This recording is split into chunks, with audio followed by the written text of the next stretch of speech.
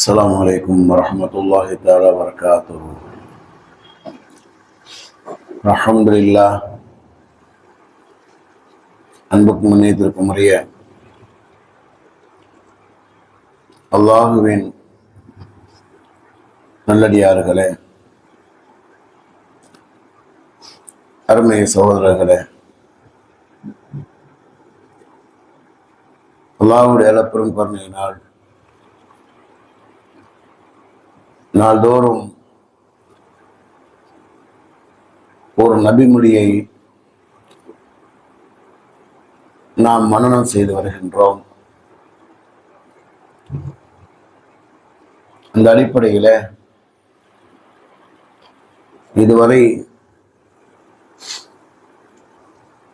14 ஹதீசுகள் சொல்லப்பட்டிருக்கிறது. 15வது ஹதீஸைத்தான் இப்போது உங்களுக்கு நான் கூற இருக்கிறேன்.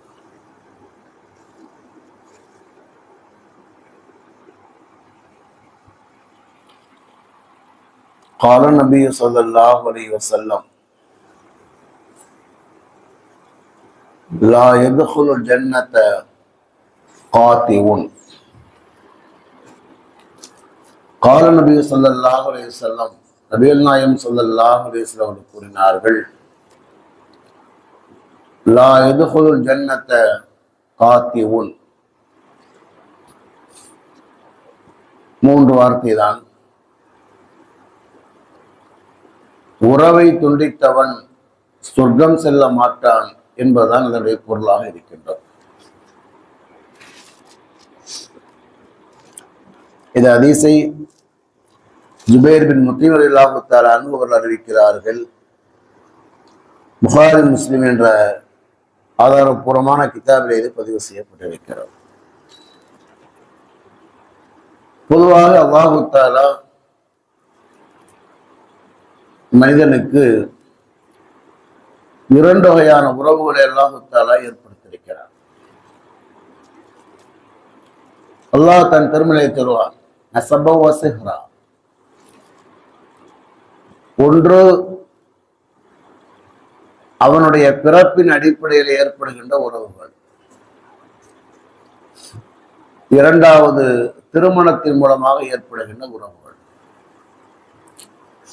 சில நேரங்களிலே அவருடைய உறவுக்கார பெண்ணை திருமணம் செய்கிற நேரத்திலே அது பிறப்பின் உறவாக ஆகிவிடும், திருமணத்தின் உறவாக ஆகிவிடும். சில நேரத்திலே உறவு அல்லாதவர்களை திருமணம் செய்கிற நேரத்திலே இது திருமணத்தின் மூலமாக ஏற்படுகிற உறவாக இருக்கிறது. ஆக ஒவ்வொரு மனிதனுக்கும் இந்த 2 வகையான உறவுகள் இருக்கின்றது.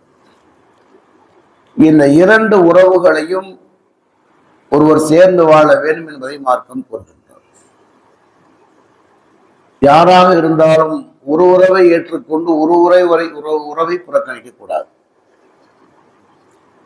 திருமணத்துக்கு பிறகு மனைவியினுடைய உறவை ஏற்றுக்கொண்டு பெற்றோரின் உறவை துண்டிப்பதோ அல்லது பெற்றோரின் உறவுக்கு முக்கியத்துவம் கொடுத்து மனைவியின் உறவை புறக்கணிப்பதோ ஒரு ஆணுக்கு அழகு. எல்லா நிலையிலும் இந்த 2 உறவுகளையும் பேண வேண்டும். ஏனெனில் குர்ஆனிலே, ஹதீஸிலே உறவை பேணுவதை பற்றி நிறைய வலியுறுத்தப்படுகிறது. திருமணத்தினுடைய ஹுத்பாவிலே ஓதப்படுகின்ற 3 வசனங்களிலே ஒன்று, வத்தகுல்லாஹ அல்லதீ தஸாஅலூன பிஹி வல் அர்ஹாம். எந்த உறவுகளை பற்றி அல்லாஹ்விடத்திலே நீங்கள் கேட்கப்படுவீர்களோ அந்த உறவின் விஷயத்திலே அல்லாஹ்வை அஞ்சிக் கொள்ளுங்கள் என்று அல்லாஹ் கூறுகின்றார். தக்வாவுடைய 3 ஆயத்துகள் தான் ஓதப்படுகிறது. அதிலே ஒரு ஆயத்தான் அது, வத்தகுல்லாஹ அல்லதீ தஸாஅலூன பிஹி வல் அர்ஹாம். அப்படி என்னால் அந்த உறவை பற்றி அல்லாஹு தஆலா விசாரிப்பான். அந்த உறவோடு எப்படி நடந்து கொண்டீர்கள் என்று அல்லாஹு தஆலா விசாரிப்பான். எனவே நீங்கள் அதை அஞ்சிக் கொள்ளுங்கள் என்று திருமணத்தின் நேரத்திலே சொல்லப்படுகிறது. ஏன் என்று சொன்னால், திருமணத்துக்கு முன்பு வரைக்கும் ஓரளவுக்கு பிரச்சனை இல்லை. திருமணத்துக்கு பிறகு மனிதனுடைய மனநிலைகள், கால சூழ்நிலைகள் எல்லாம் மாறுகின்றது. ஒருவர் தன்னுடைய பிறப்பினுடைய உறவுகளுக்கு முக்கியத்துவம் கொடுத்து மனைவியினுடைய உறவை புறக்கணித்து விடக்கூடாது. அவங்களுடைய நல்லது கிட்டதில் நம்ம போய் கலந்துக்கணும். அதுல மட்டும் என்ன செய்யறது அப்படின்னா வீட்டுக்காரவங்க அனுப்பி வச்சிரு, போயிட்டு வா, எனக்கெல்லாம் வேலை இருக்குன்னுவா. அது என்ன செய்ய அப்படின்னா அப்போ என்ன ஏற்படும் அப்படின்னா, இப்ப நம்ம தேவைக்கு நம்ம பயன்படுத்துறோம்டா, அப்ப அவங்க தேவைக்கு அவங்க கோவப்படத்தான் செய்வாங்க. இப்ப அவங்க வீட்டு ஃபங்க்ஷன் நடக்குது, நம்ம என்ன செய்யறோம், நம்ம வர்றதில்லை போறதில்லை. நம்ம வீட்டு ஃபங்க்ஷனுக்கு அவங்க கூப்பிட்டா அப்படி வருவாங்க, வரமாட்டாங்க. அப்புறம் மல்லிகைனா என்ன செய்யும், நான் கூப்பிட்டா நீ வரமாட்டியா அப்படின்னு நம்ம கேட்போம். இப்ப ஏன் ஃபங்க்ஷனுக்கு நீ வரமாட்டியான்னு அவங்க கேட்பாங்க. பிரச்சனை வரத்தான் செய்யும். வாழ்க்கையிலே நடுநிலை என்பதுதான் ரொம்ப முக்கியம். நமக்கு தேவைக்காக வேண்டி ஒரு மாதிரி நடக்குது, நமக்கு தேவை இல்லைங்கிறதுக்காக ஒரு மாதிரி நடக்குது. இது மனிதனுடைய தீய பண்புகளிலே உண்டு. இதெல்லாம் நம்ம நிறைய பார்த்துருக்கோம். அப்ப நம்ம நடுநிலையாக இருக்கணும். சூழ்நிலைகள் முடியல, தப்பு இல்லை, அதையும் சில மக்கள் தவறா பேசதான் செய்வாங்க. அதுக்கு நம்ம ஒண்ணும் பண்ண முடியாது. ஒரு ஃபங்க்ஷனுக்கு நம்ம போறோம், ஒரு ஃபங்க்ஷனுக்கு போக முடியல, அவங்க புரிந்து கொள்ளாமல் சில பேர் பேசுவாங்க. அதை நம்ம தவிர்க்க முடியாது. ஆனா அதே நேரத்திலே நாம் சரியாக இருக்கணும். இப்ப நான் இருக்கேன் அப்படின்னு நான் என்ன செய்வான், ஏதோ ஒரு நேரத்துல ஃபங்க்ஷனுக்கு நம்ம ஊருக்கு போறோம், சில இடத்துல போக முடியாது. அப்ப என்ன சொல்லுவாங்க, அவங்க வீட்டு ஃபங்க்ஷனுக்கு எங்க வீட்டுக்கு வர மாட்டேங்கிறீங்க. எனக்கு லீவு கிடைக்கணும் ஒண்ணு, எனக்கு அந்த நேரத்துல என்ன செய்ய ஃப்ரீயா இருக்கணும். நீங்க ஞாயிற்றுக்கிழமைக்கு ஊர்ல நிக்கா வைக்கிறீங்க, ஞாயிற்றுக்கிழமை இந்த நிக்கா இங்க நடத்தணும். இப்ப என்ன ஆகி போச்சு அப்படின்னா, பெண்ணுக்காகத்தான் நம்ம நடத்தணுங்கிறதெல்லாம் மாறி போய் மாப்பிள்ளையோட கல்யாணத்துக்கு நம்ம அவசியம் போறது மாதிரி ஆகிப்போச்சு. அதை போய் நம்ம ஒன்றும் நடத்த போறது இல்லை. ஆனா என்ன செய்யணும், ரொம்ப நெருக்கமா இருக்காங்க, ரொம்ப விரும்புறாங்க. அப்ப என்ன செய்ய முடியும், தவிர்க்கவே போகத்தான் செய்ய மாதிரி இருக்கும். இன்னும் சொல்ல போனா மகளா விட்டு வருஷக்கணக்கில் மாறி போனவங்களும் விரும்பி கூப்பிடத்தான் செய்யறாங்க, போற மாதிரிதான் இருக்குது. அப்ப என்னன்னா நாம் சரியாக இருக்கணும், அவ்வளவுதான் முக்கியம். அடுத்தவங்க அவங்க என்ன நினைக்கிறாங்கிற பிரச்சனை இல்லை.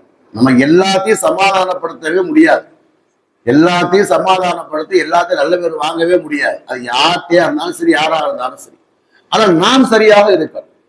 நாம் என்ன அப்படின்னா நம்ம இந்த உறவை எப்படி நாம் மெயின்டைன் பண்ணுகின்றோமோ அந்த உறவை மெயின்டைன் பண்ணும். இவருக்கு ஒரு மாதிரி அவங்களுக்கு ஒரு மாதிரி நடக்கக்கூடியவங்களாக நாம் ஆகிவிடக்கூடியது தான் முக்கியம். என்று சொன்னால் உறவுகளை நேசிப்பது என்பது, உறவுகளோடு இணைந்திருப்பது என்பது மார்க்க வலியுறுத்துகிற ஒரு வணக்கம். அது ஒரு வணக்கம். அது எந்த அளவுக்கு என்று சொன்னா, பெருமானார் சொல்லுவாங்க, ஹதீஸ்ல வருகிறது,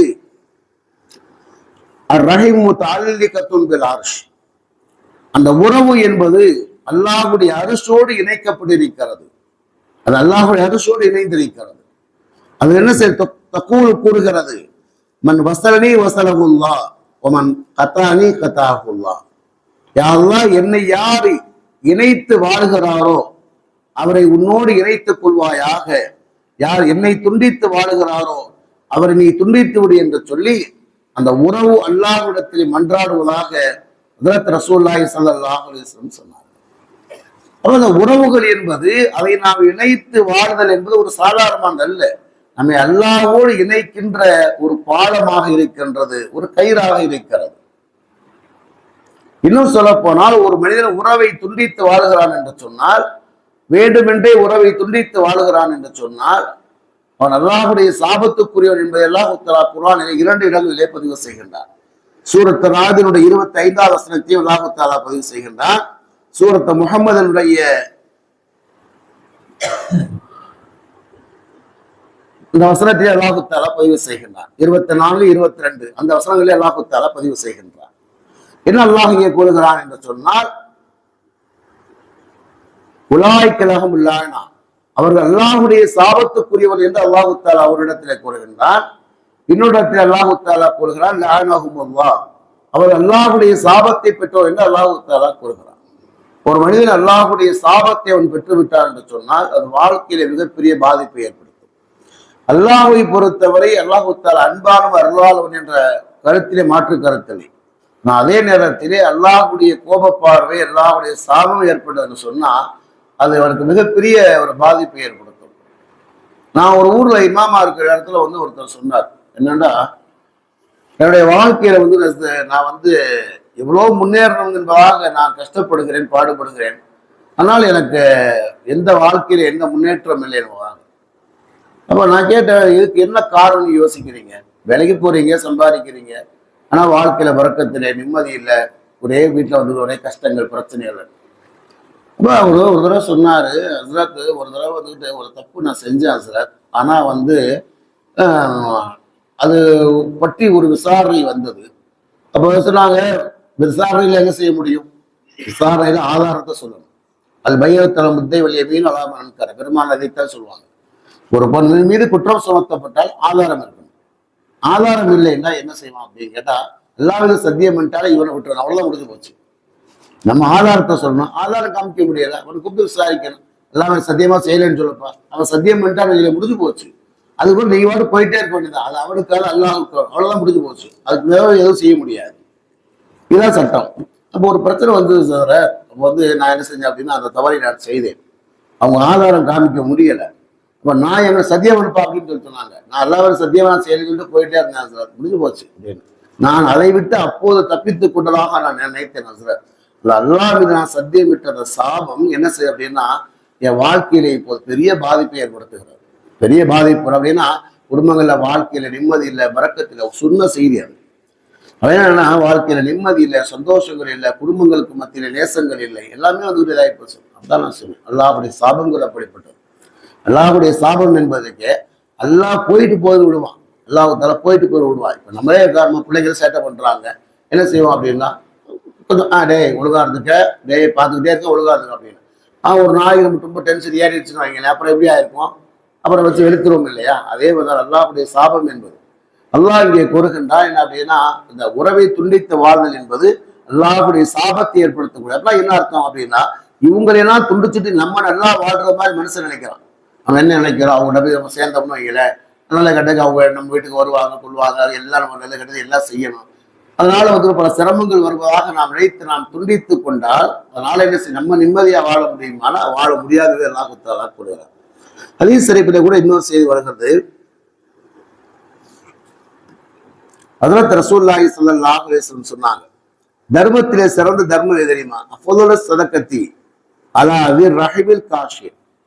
தர்மத்திலே சிறந்த தர்மம் எதுன்னா, எந்த உறவுகள் பொருளாதார தேவை உடையவர்களாக இருக்கிறார்களோ அவர்களுக்கு அந்த பொருளாதாரத்தை நிறைவேற்றுவது மிகப்பெரிய தர்மம் பெருமானா சொல்லுவாங்க.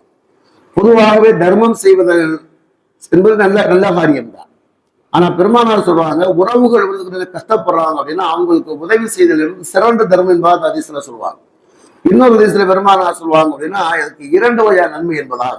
மற்றவருக்கு நான் உதவி செய்கிற நேரத்தில் ஒரு நன்மை என்று சொன்னால், உறவுகளுக்கு நான் உதவி செய்கிற நேரத்தில் 2 நன்மைகளை பெற்றுக் கொள்கிறோம். ஒன்று சதக்காவுடைய நன்மை, இரண்டாவது சிலத்தூர் உறவோடு இணைந்து வாழ்ந்த நன்மை என்பதாக சொல்லி 2 வகையான நன்மைகளை பெற்றுக் கொள்வதாக ஹஜ்ரத் ரசூலுல்லாஹி ஸல்லல்லாஹு அலைஹி வஸல்லம் சொன்னாங்க. அதே நேரத்தில் இன்னொரு விஷயத்தை சொல்றாங்க, அறிஞர் பெருமக்கள் எழுதுறாங்க, அதாவது மனிதர்கள் என்பவர்கள் பேசிக்கான அடிப்படை விஷயமா ஒரு செய்தி சொல்றாங்க. என்ன சொல்றாங்கன்னா, லைசு மாசூமீன் அப்படின்னா என்ன சொல்றாங்கன்னா, மனிதர்கள் வந்து பாவங்களை விட்டும் குறைகளை விட்டும் பாதுகாக்கப்பட்டவர் அல்ல. அது நபிமார் மட்டும்தான். இதை அடிப்படை விளைக்கணும். நபிமார் மட்டும்தான் பாவங்களை விட்டும் குறைகளை விட்டும் பாதுகாக்கப்பட்டவர்கள். மற்ற எல்லா மனிதனுடைய வாழ்க்கையிலேயுமே ஏதோ ஒரு குறை நிறைகள் இருக்கத்தான் செய்யும். அந்த குறை நிறைகளை அப்படியே ஏற்றுக்கொள்வது என்பதுதான், அந்த நேரத்தில் அனுசரிக்குதல் என்பதுதான், அட்ஜஸ்ட் பண்ணுவது என்பதுதான், மன்னிப்பது என்பதால் வாழ்க்கையின் அடிப்படை. இப்ப உலகம் சொல்றோமா, இப்ப நம்ம அடுத்தவங்க நம்ம நல்லபடியா நடந்துக்கிறோம், ஓகே. அதே மாதிரி அடுத்தவங்க நடந்து கொள்வாங்க என்று எதிர்பார்ப்பதில் தான் நாம் தோற்று போகிறோம். அதான் ஒருத்தர் சொல்லுவான், இப்ப நாம் அடுத்தவங்க மீது அன்பு செலுத்துகின்றோம், ஆனா நம்மள மாதிரி அவங்க அன்பு செலுத்துகிறார்களா என்ற விஷயத்தில் நாம் தோற்று போவோம். அதை நாம் ஏற்றுக்கொண்டுதான் ஆக வேண்டும். இப்ப நீங்க வந்து கடன் வாங்குறீங்க, நீங்க வாங்கின கடனை கொடுக்கணும், நம்ம எப்படியாவது காசு வந்தா கொடுத்தோம் என்ற சிந்தனை நீங்க இருப்பீங்க, வாஸ்தவம் தான். ஆனா உங்கள்கிட்ட வாங்கினவர் அந்த சிந்தனை இருப்பாரா? அப்படின்னா இருக்க மாட்டார். இருக்கவும் செய்யலாம், இல்லாமல் இருக்கலாம். அதை ஏற்றுக்கொள்வதில் தான் வாழ்க்கை இருக்கிறது.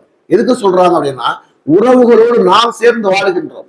சில நேரத்திலே உறவுகள் நமக்கு துரோகங்கள் செய்யலாம், நம்மை அவர்களுக்கு தேவைக்கு பயன்படுத்திக் கொள்ளலாம், அவர்கள் மூலமாக நமக்கு சிரமங்கள் இருக்கலாம், அல்லது நம்முடைய உதவியை பெற்றுக்கொண்டு நம்மை பற்றி பிறகு தவறாகவே பேசலாம். மனிதனுடைய கேரக்டர் அதான், முன்னால ஒண்ணு பேசுவோம், பின்னால ஒண்ணு பேசுவோம். அது எந்த சபையும் இதை விட்டு காலியானது அல்ல. அழகாக சொல்லுவா இல்லையா, 3 பேர் உட்கார்ந்து பேசுறோம், ஒருத்தர் எதிர்த்து போயிட்டாருன்னா 2 பேர் அதை எதிர்த்து பேசுவான், இவனை பத்தி பேசுவான்.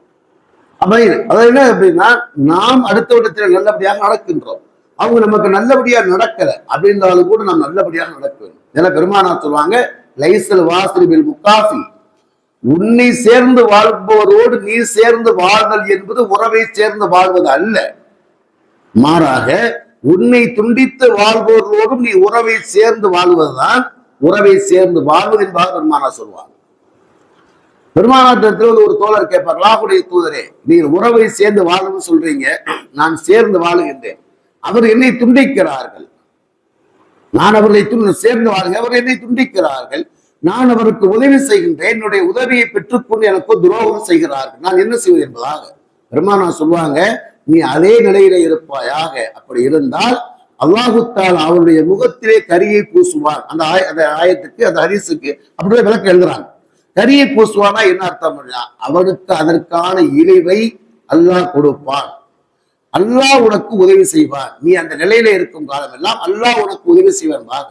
அதனால மனிதன் வந்துகிட்டு என்ன செய்யற, மற்றவர்கள் மாறிட்டாங்கன்னா அதுக்கு தகுந்த மாதிரி நம்மை மாற்றுங்கிற தேவையில்லை, நாம் நன்மையை செய்து கொண்டே இருக்கணும். அதைத்தான் அறிஞர் பெருமக்கள் செய்தி சொல்றாங்க.